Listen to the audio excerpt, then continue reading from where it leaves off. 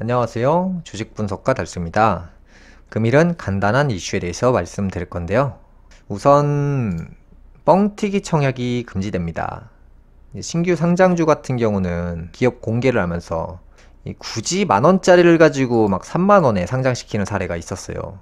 그러니까 피해자는 결국에 이제 투자자가 되는 거고, 이게 만 원짜리인지 5천 원짜리인지 투자자 입장에서는 사실 구별할 수가 없어요. 그냥 신규 상장할 때 그게 원가겠거니 생각하지만, 사실은 신규 상장주들이 뻥튀기 청약으로 인해서 많이 부풀려서 상장이 됐고, 거기서 이제 따상이 되면서 막 가격이 말도 안 되는 지점까지 갔잖아요. 만 원짜리가 막 10만 원까지 갔으니까.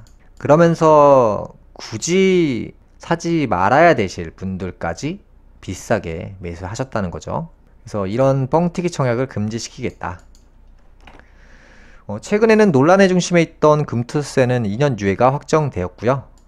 25년도까지 2년간 유예될 예정이고요.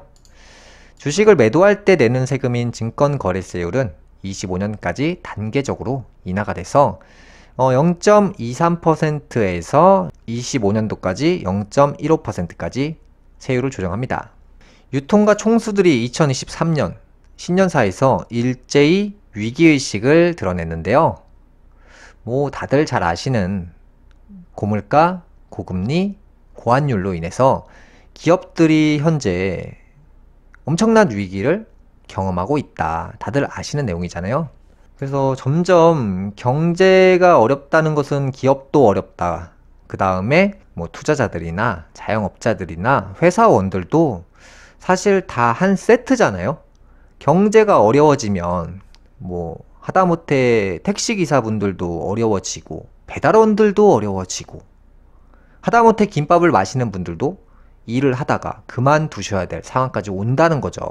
그래서 현재 이제 기업 총수들 같은 경우는 이제 위기를 기회로 삼겠다라는 내용을 참 많이 말을 하고 있고, 여기서도 이제 정용진 부회장 같은 경우는 위기라는 단어를 무려 18번이나 말을 했을 정도로 현재 위기가 정말 심각한 수준이라고 볼 수도 있지만, 제가 이전 시간부터 늘 말씀드리는 포인트가 뭐냐면, 위기가 올 때, 위기가 왔을 때 겁먹지 말고 도약을 해야 된다.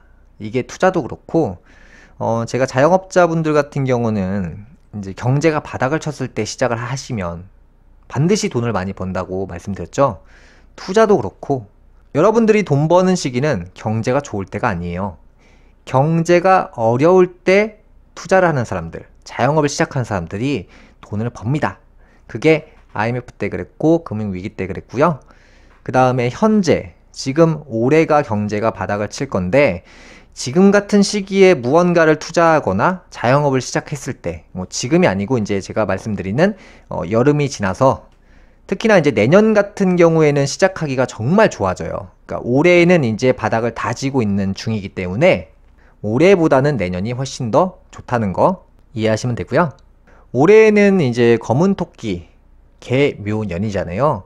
그래서 인적 자원이 몰락한다, 사람들이 힘들어진다 라고 제가 방송에서 늘 말씀드렸는데, 사람들의 개개인의 자금 사정이 어려워지고 사람들의 대인관계가 깨지고, 뭐 올해 같은 경우는 뭐 이혼이나 이별수가 많아진다, 친구끼리 많이 싸우고 다투고 헤어지고, 직장을 다니는 사람들이 그만두고, 그러니까 직장 동료도 어떻게 보면 친구잖아요.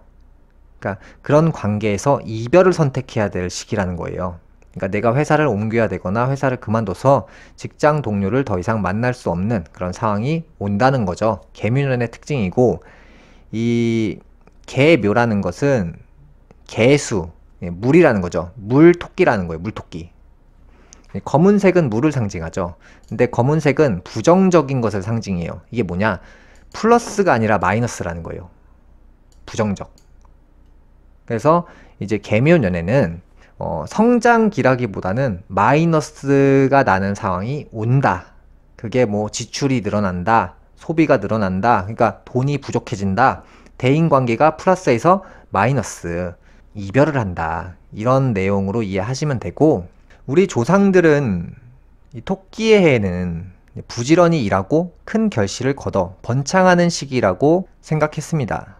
미국 대표적 전기차 업체 테슬라가 지난 한 해 동안 65% 폭락했으나 주가가 여전히 비싸다고 블룸버그 통신이 보도했습니다.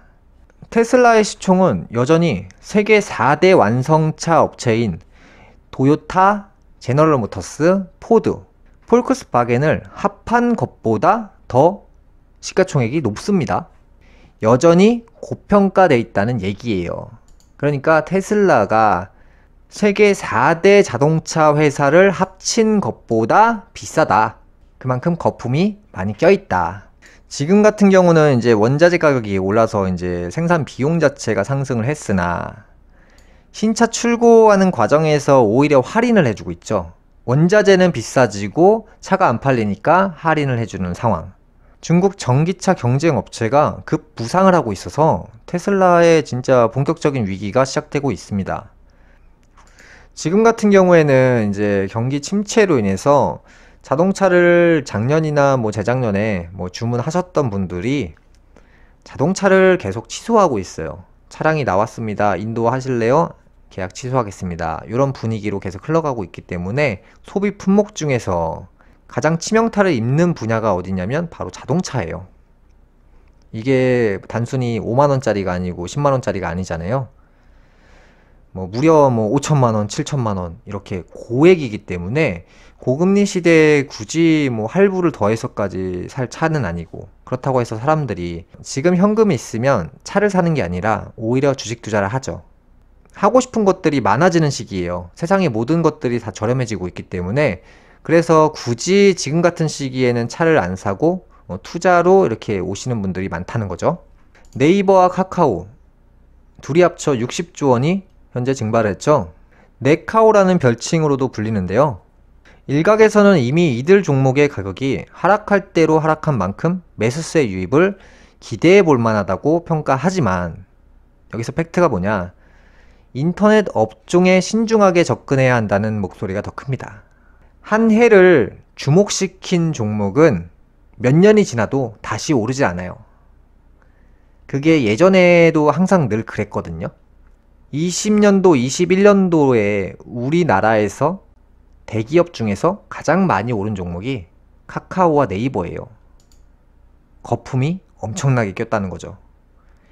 예전 가격을 보면 지금 많이 떨어진 것 같은데 사실 그게 아닐 수도 있다는 거예요. 그래서 인터넷 관련주보다는 제가 제 방송에서 참 여러 차례 말씀드렸지만 앞으로는 이제 디스플레이, 로봇, 인공지능 이쪽 분야에 투자를 하고 있는 대기업에 투자하시라고 했어요. 그래서 제가 보는 것은 로봇이 가장 유력하지 않을까. 그 다음에 그동안 어려웠던 치킨 게임을 무려 10년 이상 계속 중국과 열심히 싸웠던 디스플레이 업종들, 그 분야가 이제 앞으로 굉장히 좋지 않을까 싶어요. 이제 반도체나 전기차 산업 같은 경우는 돈이 된다는 걸 귀신같이 냄새를 맡고 많은 기업들이 투자를 시작하고 있어요. 그런데 경쟁이 치열하다는 것은 그 시장은 마진율이 떨어진다는 거예요. 마진율이 떨어진다는 것은 돈이 안 남고 까지고도 팔 수 있다는 거예요. 재고가 쌓일 때. 그런 분야는 오히려 지금 막 이런 분야가 좋다, 전기차가 좋다, 2차 전지가 좋다는 한물 같다는 거예요. 앞으로 보셔야 될 것은 로봇이나 디스플레이, 인공지능 이쪽 분야를 중심적으로 보시면 될 거라는 거죠. 국내 주요 그룹 총수 33명의 주식 평가액이 18조 원 넘게 줄어든 것으로 조사가 됐습니다. 주식 평가액이 가장 많이 감소한 인물은 카카오 김범수 창업자인데요. 그가 보유한 주식 평가액이 6조 5천억 원 감소했습니다. 같은 기간 이재용 삼성전자 회장이 보유한 주식 평가액은 2조 5천억 원 줄었고요.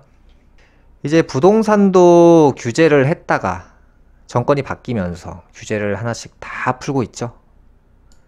그래서 과연 이 부동산 시장이 좋아질 것이냐라는 건데, 제 의견은 부동산 시장은 다시는 좋아질 수 없다예요. 이 규제를 보시고 시장이 좋아진다, 좋아지겠지라고 생각하시는 분들, 투자자들이 늘어나겠지라고 생각하시는 분들도 계실 거예요. 근데 제가 21년도부터 부동산 침체, 앞으로는 매매를 하는 시대가 아니라 빌려서 사는 시대, 전세보다는 월세가 전성기인 시대가 온다라고 말씀드렸죠. 그것이 이제 사람들이 완전히 이해하고 받아들이기까지 근 10년 정도는 걸려요. 근데 그 시간 동안 점차 사람들이 매매를 포기하고 그냥 자유롭게 빌려서 그때그때 거주하는 시대가 온다는 거죠. 그 중에서도 이제 금리 10% 예금 상품들이 나오면서 굳이 목돈을 아파트에 잠궈 놓는 사람들보다 아파트를 정리해서 그 돈을 금리 10%를 받아가면서 만약에 10억이면은 1년에 1억씩 이자로 받는 거잖아요. 그럼 매달 뭐 100만 원짜리 집에 살면서 이자를 써가면서 이렇게 살아가시는 분들이 굉장히 많아질 거예요. 돈이 앞으로는 굉장히 유동적으로 바뀔 것이기 때문에 정부에서는 이제 아파트를 정부 명의로 해서 이제 보유하면서 국민들에게 월세를 주는 그런 시대가 온다는 거예요. 그래서 지금도 보시면 민간 임대라는 제도들이 지금 본격적으로 유행이 시작되고 있잖아요. 그럼 민간 임대 아파트들이 정말 많아지면서 사람들이 굳이 아파트를 내 명의로 살 필요가 없어진다는 걸 이해한다는 거죠. 그래서 이제 부동산 시대는 이제 막을 내리고 굳이 소유를 안 하실 거예요. 이 부동산 시장이 다시 좋아지기는 어렵다고 봐요. 오히려 이제 이런 제도들로 인해서 부동산 시장에 뭉쳐있던 돈들이 그 돈들이 주식시장으로 많이 유입이 될 거예요. 그래서 어차피 누구나 내 집 한 채는 있어야 된다라고 생각은 하시지만 여기서 문제가 뭐냐면 우리나라 다주택자들이 이 시세를 만드는 사람들이에요. 1주택자들은요 시세를 만들 수가 없어요. 한 명이 5채, 10채, 20채 이렇게 보유를 하고 있는데 그 사람들이 부동산을 이제 포기하고 다 매물을 내놓을 거예요. 시간이 지나면 지날수록. 이 규제가 풀리면 매도 물량이 엄청나게 많아져요. 이제 본격적으로 팔아야 될 시기라고 생각을 해서 그 다주택자들이 물량을 내놓기 시작하면 매도 물건이 너무 많기 때문에 가격은 더 폭락을 한다는 거예요. 그래서 1주택자의 마음이 아니라 다주택자들이 이걸 팔 건지 말 건지를 보시면 앞으로 부동산의 미래는 답은 딱 나온다는 거죠. 금일 방송은 여기까지 하겠고요. 또 다음 시간에 뵙겠습니다. 시청해주셔서 감사합니다.